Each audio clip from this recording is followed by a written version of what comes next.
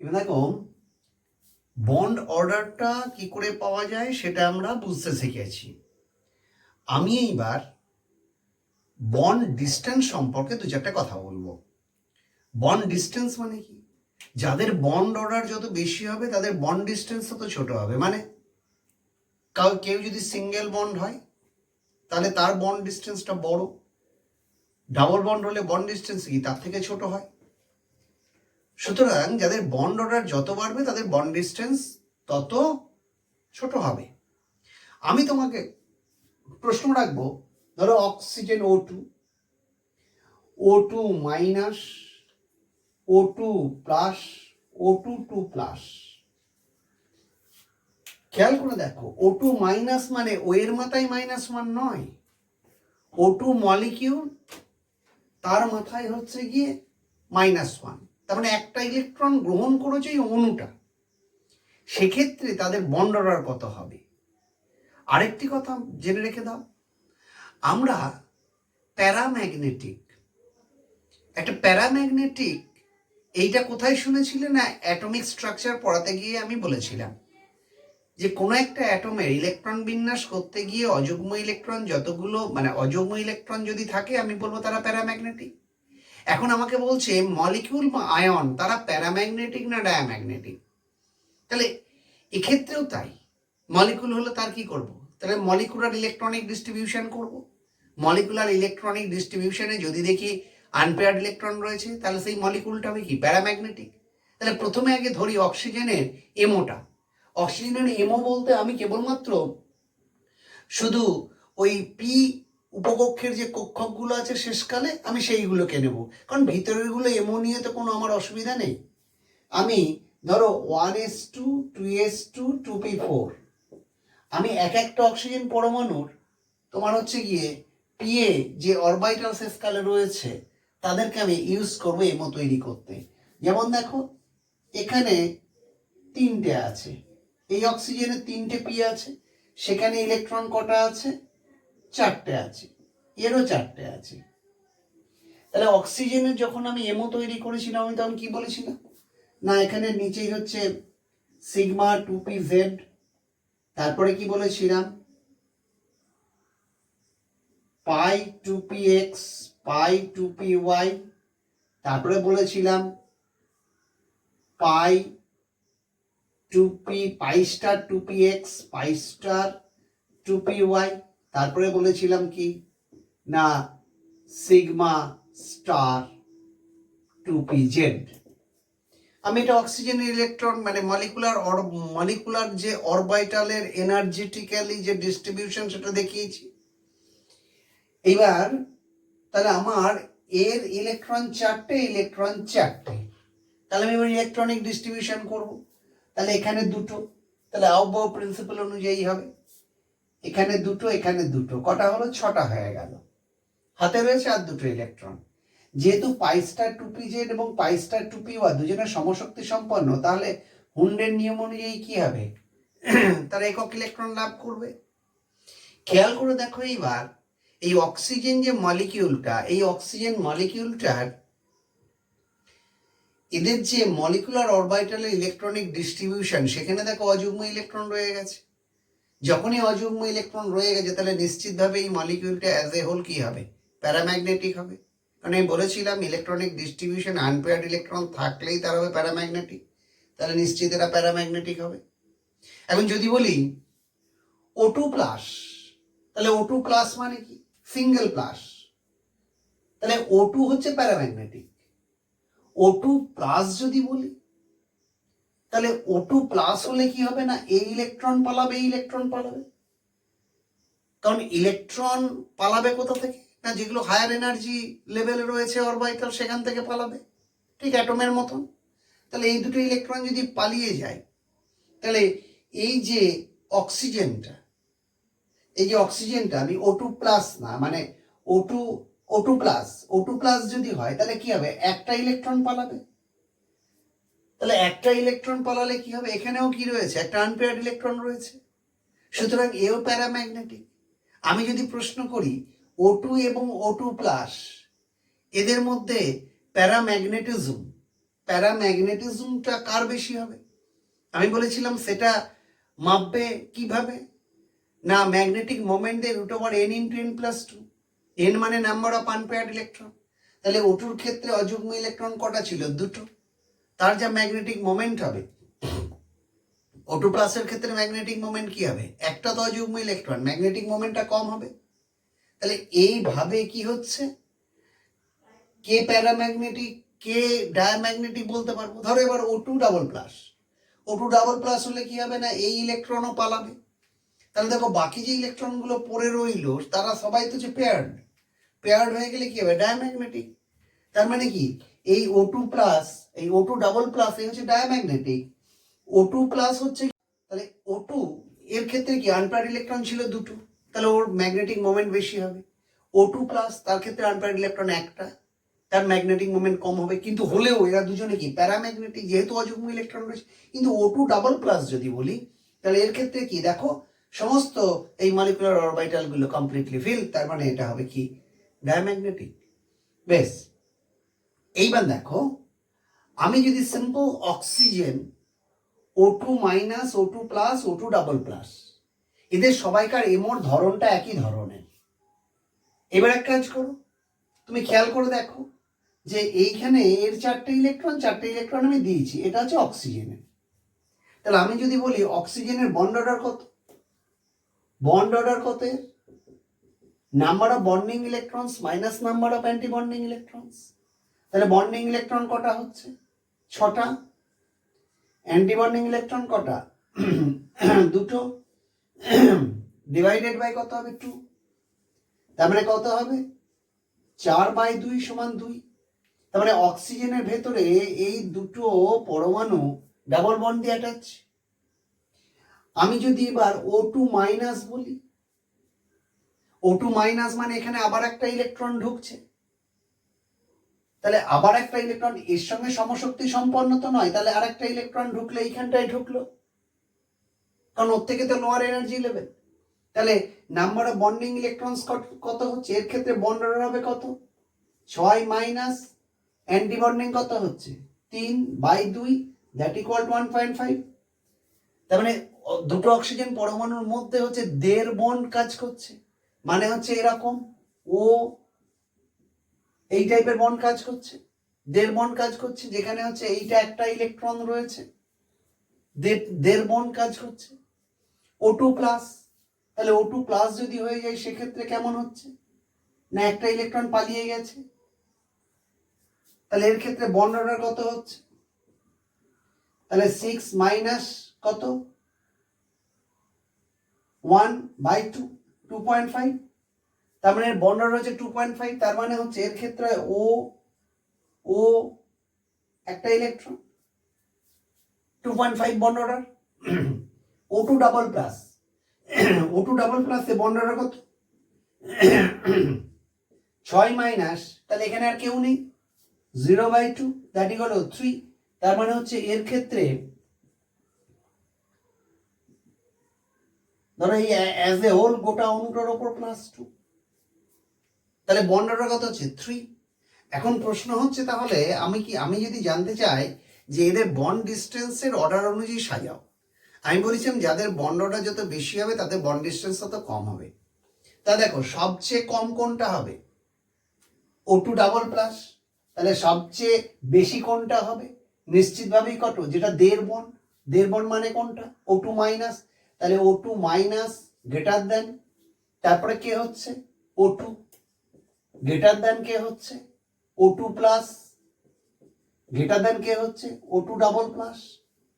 তাহলে এইটা হচ্ছে গিয়ে তোমার অক্সিজেনের যারা প্লাস বা মাইনাস হচ্ছে তাদের বন্ড অর্ডার কেমন করে বার করতে হয় সেইটা আমি তোমাকে দেখিয়ে দিলাম। হলো, এইবার ধরো আমাকে বলো কার্বন মনোক্সাইড CO, তার ক্ষেত্রে বন্ড অর্ডার কত? সিওর ক্ষেত্রে আমি খুব সিম্পল ওয়েতে কাজ করি। সিওর ক্ষেত্রে আমি ওদের দুজনের মধ্যে যে এমোটা তৈরি করছি, তাহলে কার্বন কত? 1s2 2s2 2p2। অক্সিজেন কত? 1s2 2s2 2p4। এই বাকিগুলো এইগুলো সব সেম রয়েছে, এই পোর্শনটা আমি ওদের নেব না, আমি পি নেব। এটা কার্বনের পি নিচ্ছি 3টে, অক্সিজেনের পি নিচ্ছি, এটা অক্সিজেনের পি 3টে, এখানে 2টো আছে, এখানে 4টে আছে। যদি এমও করো তাহলে টোটাল অরবিটাল কটা? 6টা। 6টার মধ্যে আমি খুব সিম্পল ওয়েতে যদি করে দিই, 3টে নিচেই 3টে ওপরে, তাহলে এটা হচ্ছে কি বন্ডিং, এটা অ্যান্টি বন্ডিং। তাহলে টোটাল ইলেকট্রন কটা? 4টে, 2টো 6টা। তাহলে 6টা কোথায় আছে? নিচেতেই থাকবে। তাহলে বন্ড অর্ডার কত হবে? বন্ড অর্ডার হবে 6 - 0/2 দ্যাট ইকুয়াল টু 3। তাহলে কার্বন মনোক্সাইডে কার্বন এবং অক্সিজেনের মধ্যে তোমরা তো লুইস ডট স্ট্রাকচার করেছিলে, সেখানে দেখো তোমার ট্রিপল বন্ড হয়েছিল না? তাহলে এই হচ্ছে গিয়ে তোমার বন্ড অর্ডার এরকম করে বার করতে হয়। এবার আমি একটা জিনিস করব যেটার মধ্যে একটু নতুনত্ব রয়েছে, রেজোনেন্স। বাংলায় বলা হয় সংস্পন্দন, ইংরেজিতে বলা হয় রেজোনেন্স। খুব ইম্পর্টেন্ট জিনিস।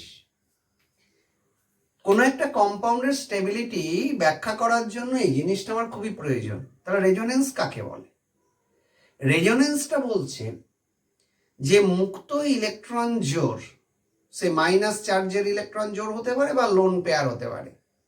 তাহলে কোনো একটা কম্পাউন্ডের কোনো একটা অ্যাটমের ওপর অবস্থিত মুক্ত ইলেকট্রন জোড় বা পাই ইলেকট্রন জোড়, পাই বন্ধনে ইলেকট্রন জোড় যেগুলো হচ্ছে দুর্বলভাবে আবদ্ধ থাকে,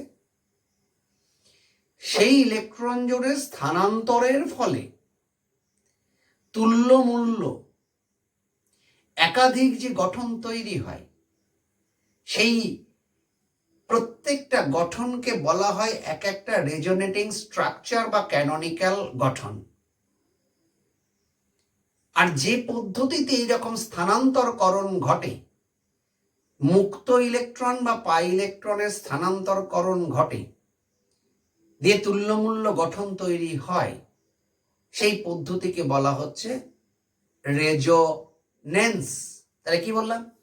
মুক্ত ইলেকট্রন বা পাই ইলেকট্রন, দুর্বল পাই ইলেকট্রন, মুক্ত ইলেকট্রন বা দুর্বল পাই ইলেকট্রনের স্থানান্তরকরণের ফলে যৌগের তুল্যমূল্য যে একাধিক গঠন পাওয়া যায়, এই প্রত্যেকটি গঠনকে বলা হচ্ছে তাদের ক্যানোনিক্যাল স্ট্রাকচার বা রেজোনেটিং স্ট্রাকচার। আর যে ধর্মের ফলে এই রেজোনেটিং স্ট্রাকচারগুলো তৈরি হচ্ছে, সেটাকে বলা হচ্ছে তোমার রেজোনেন্স। বা যে প্রক্রিয়ায়, যে পদ্ধতিতে এইরকম হচ্ছে, সেটাকে বলা হচ্ছে রেজোনেন্স। তাহলে ওগুলো সব হচ্ছে রেজোনেটিং স্ট্রাকচার, আর প্রসেসটাকে বলা হচ্ছে রেজোনেন্স। এইবার বলা হয় কি, এই যে মুক্ত ইলেকট্রন বা দুর্বল ইলেকট্রনের স্থানান্তর করণের জন্য বিভিন্ন ধরনের তোমার রেজোনেটিং স্ট্রাকচার পাওয়া গেল। তাহলে এতগুলোর পরিবর্তে আমি একটি লব্ধি গঠন তৈরি করব যেটা দিয়ে সমস্ত ধর্মকে ব্যাখ্যা করা যায়। সমস্ত ধর্মকে ব্যাখ্যা করা যায় মানে ওই রেজোনেটিং স্ট্রাকচার সবগুলোর যে প্রত্যেকের যে ধর্ম, এই ধর্মকে ব্যাখ্যা করা যাবে একটা লব্ধি গঠন দ্বারা। সেই লব্ধি গঠনকে বলবো আমি কোনটা? Resonance hybrid. যেমন ধরো আমি এক্সাম্পল দিয়ে বলি একটা, ধরো বেনজিন, এটা হচ্ছে বেনজিন। আমি খানিক আগেই বলেছি যে বন্ড অর্ডার যত বাড়বে বন্ড ডিসটেন্স তত কি হবে? ছোট হবে, রাইট? তাহলে যদি এই কার্বনের মধ্যেই ডাবল বন্ডটা থাকে,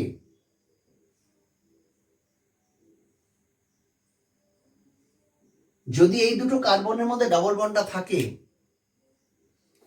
তাহলে এই বন্ডের বন্ড ডিসটেন্সটা কি হবে? ছোট হবে। এই কার্বনের মধ্যে সিঙ্গেল বন্ড, তাহলে বন্ড ডিসটেন্স কি হবে? বড় হবে। কিন্তু যখন এক্সরে ক্রিস্টালোগ্রাফি করা হলো, মানে মধ্যখানে বেঞ্জিন রেখে পেছনে ফটোগ্রাফি ফিল্ম রেখে এক্সরে পাঠিয়ে দেখা গেল, আমি দেখলাম যে প্রত্যেকটা সিসি বন্ড ডিসটেন্স সমান। কিরকম? এই সিসি বন্ড ডিসটেন্স হচ্ছে সিঙ্গেল বন্ড এবং ডাবল বন্ডের যে বন্ড ডিসটেন্স তার গড় মান প্রত্যেকটার। তাহলে কি করে সম্ভব হলো? তাহলে এখানটা তো ছোট হওয়া উচিত, এখানটা তো বড় হওয়া উচিত। বলছেন না, এক্ষেত্রে কি হচ্ছে, এই যে পাই ইলেকট্রন স্থানান্তরিত হচ্ছে, এখান থেকে এখানে যাচ্ছে, সঙ্গে সঙ্গে কি হলো, এই বন্ডটা এখানে সরে এলো। কেন সরে এলো? না কার্বনের 4টে করে হাত, প্রত্যেকটা কর্নারে তো একটা করে হাইড্রোজেন রয়েছে। তাহলে এ যখন এখানে গেল, যদি থেকে যেত তাহলে এই কর্নারের কটা হাত হয়ে যেত, কটা ভ্যালেন্স হয়ে যেত, 5টা হয়ে যেত। সেটা হবে না, এটা এখানে সরে এলো, দিয়ে ডবল বন্ডটা এখানে চলে এলো, এর সঙ্গে সঙ্গে এখানে চলে গেল। তার মানে এদেরকে আমরা দেব রেজোনেন্সের সিম্বল হচ্ছে এইটা। তার মানে এই জিনিসটা দাঁড়িয়ে গেল এইটা দাঁড়িয়ে গেল। খানিক বাদে কি হচ্ছে, খানিক বাদে এটা এখানে যাচ্ছে, এটা এখানে আসছে, এটা এখানে আসছে, রাইট? তাহলে আবার এটাই ফিরে আসছে। এবার কন্টিনিউয়াসলি এই জিনিসটা ঘটছে। আমি বলেছিলাম কি, যে একটাই গঠন দেখাবো, যেটা হচ্ছে গিয়ে এই সমস্ত রেজোনেটিং স্ট্রাকচারকে, যে প্রত্যেকের যে আলাদা আলাদা ধর্ম, প্রত্যেকটা স্ট্রাকচারের যে ধর্ম, সবকটা ধর্মকে এরা একসঙ্গে তোমার হচ্ছে গিয়ে প্রকাশ করবে, সেটাকে বলা হচ্ছে রেজোনেন্স হাইব্রিড। সেটাকে আমি চিহ্ন দেবো এরকম 3টে দাড়ি দিয়ে আমি চিহ্নটা দেব, দিয়ে দেখাবো, দেখো এটা হচ্ছে এরকম। এটা মানেটা হলো এইটা, যে এই যে ডাবল বন্ড আর সিঙ্গেল বন্ড, প্র্যাকটিক্যালি তো দেখিয়েছিলাম, কেউই ডবল বন্ড পাচ্ছে না, কেউই সিঙ্গেল বন্ড পাচ্ছে না। তাহলে এখানে কি হচ্ছে, এখানে এরা আংশিকভাবে প্রত্যেকেই সিঙ্গেল বন্ড এবং ডাবল বন্ড, তার মানে কি বন্ড অর্ডারটা 1.5 বন্ড অর্ডার হয়ে যাচ্ছে, যার জন্য প্রত্যেকেই কি বন্ড ডিস্টেন্সটা সেম হয়ে যাচ্ছে। তাহলে এইটা হয়ে গেল কি, এটা বেঞ্জিনের তোমার হচ্ছে গিয়ে স্ট্রাকচার। তাহলে এইবার আরো কতগুলো জিনিসকে ব্যাখ্যা করা যায়। যেমন ধরো বলছে যারা অর্গানিক অ্যাসিড, বলছে অর্গানিক অ্যাসিডগুলো তারা স্টেবল হয় কি করে। বলছে এরা স্টেবিলিটি শো করে কেমন করে। জৈব অ্যাসিডগুলোর কোন গ্রুপ থাকে, তোমরা তো মাধ্যমিকে পড়েছো, COOH গ্রুপ থাকে, COOH গ্রুপ থাকে। তাহলে এরা যদি অ্যাসিড হিসেবে পরিগণিত হতে হয়, মানে they have to lose this H+। তাহলে এই H+ কে ছাড়ার পর যে জিনিসটা তৈরি হলো সেটা কেমন।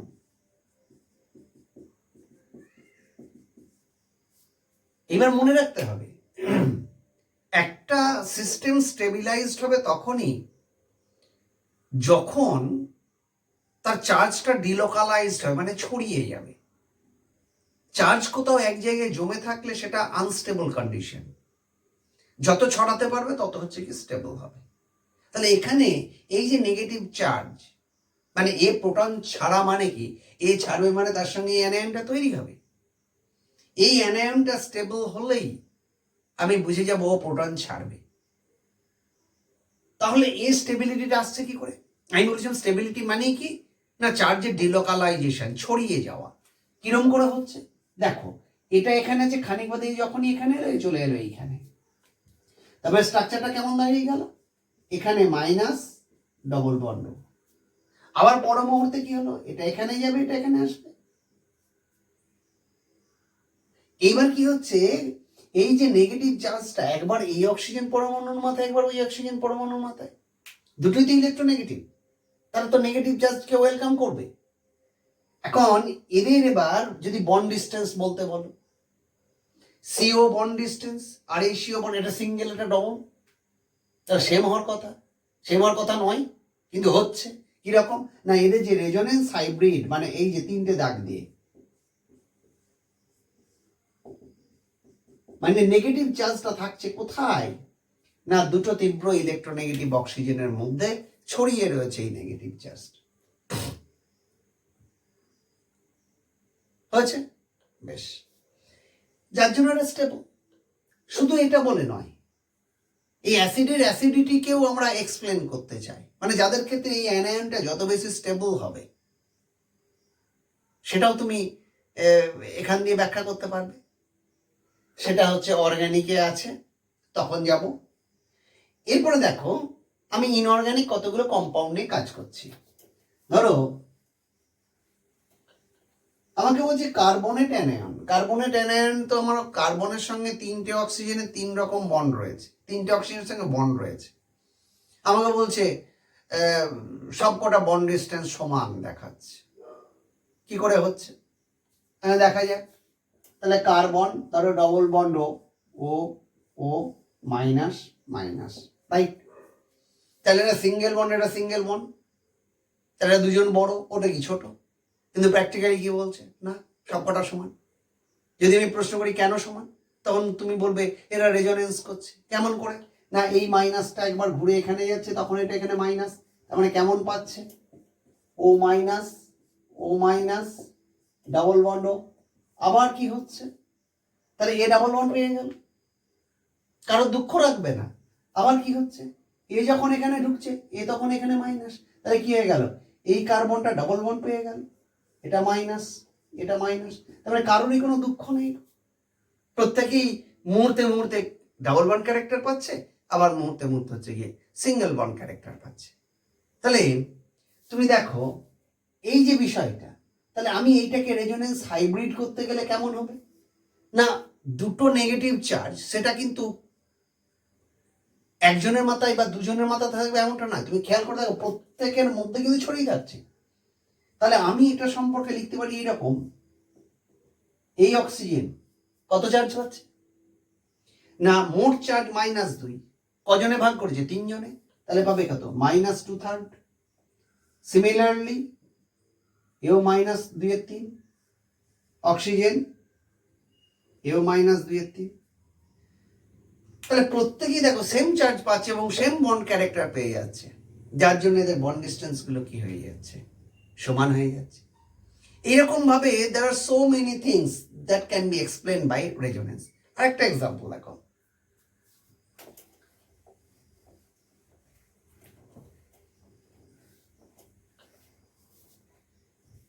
বলছে এটার নাম হচ্ছে অ্যানিলিন।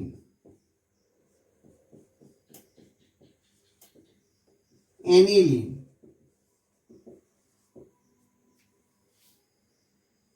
বলছে এ হচ্ছে বেসিক ইন নেচার, ক্ষারীয় ধর্ম। ক্ষারীয় ধর্ম মানেটা একটু বোঝার চেষ্টা করো। দুটো কনসেপ্ট আছে, একটা হচ্ছে লুইস কনসেপ্ট, যারা নিঃসঙ্গ ইলেকট্রন জোড় দান করতে পারে তারা ক্ষার। আর একটা ব্রনস্টেড অ্যান্ড লাউরি তত্ত্ব, যারা প্রোটন গ্রহণের টেন্ডেন্সি আছে।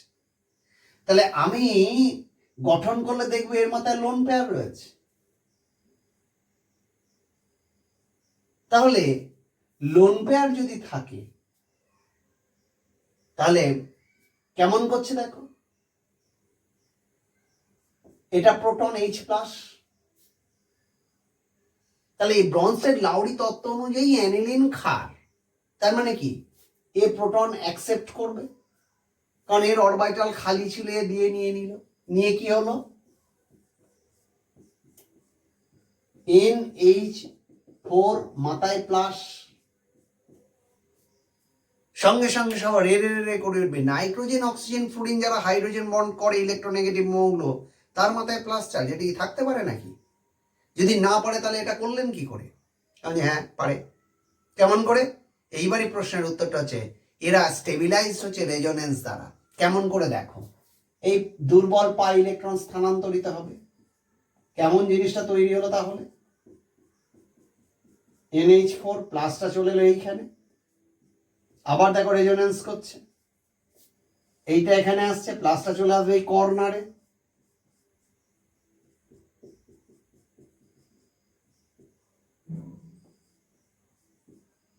আবার রেজোনেন্স করছে,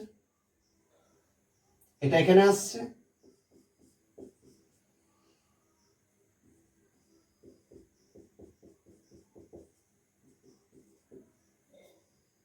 এখানে আসছে, তারপরে কি হচ্ছে?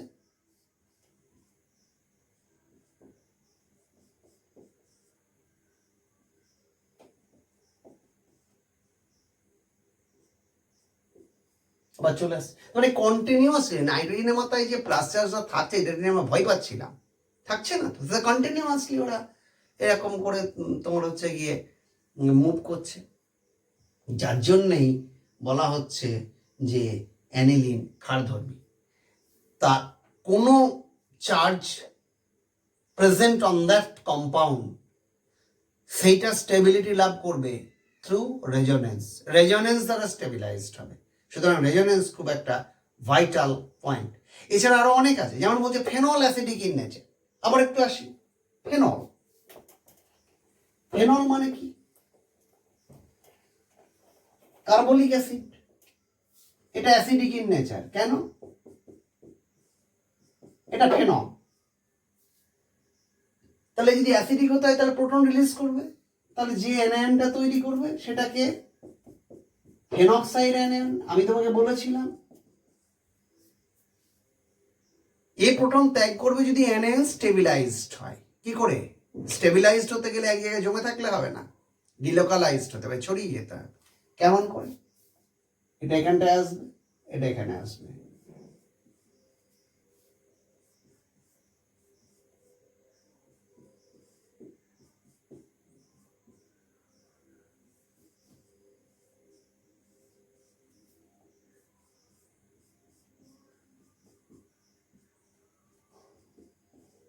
রাইট? আবার দেখো এখানে গেছে, এখানটা মাইনাস। কেমন হচ্ছে?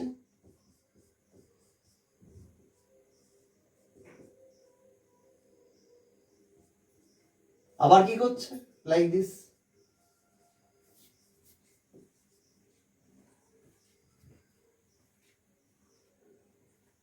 শুধু ভিতরে কি হয়েছে? ভিতরে এই ডাবল বন্ডের পজিশন গুলো পাল্টে গেছে। তাহলে এটা স্টেবিলাইজ হয়েছে রেজোনেন্স দ্বারা, যার জন্য প্রোটন ত্যাগ করতে পারছে। এই কারণেই হচ্ছে কি অ্যাসিড। আর লাস্ট একটা কথা বলবো এই চ্যাপ্টারের, অনেক কিছুই আছে, আগে এইগুলোকে হজম করো, তারপর তুমি বইটা পড়বে, অনেক নতুন নতুন, সেগুলো সব বুঝে ফেলবে।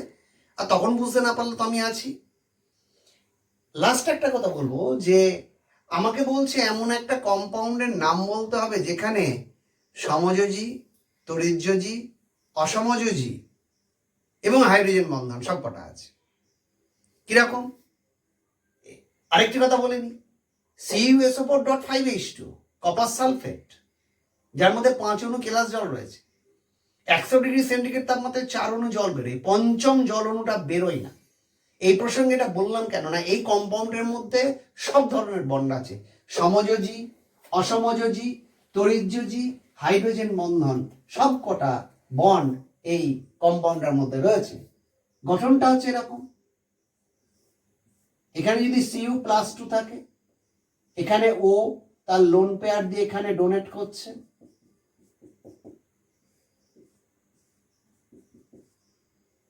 প্রত্যেকটা কর্নারে 4টে অণুর যে জল রয়েছে তাদের লোন পেয়ার গুলো ডোনেট করে অসমযোজী বন্ধন তৈরি করছে।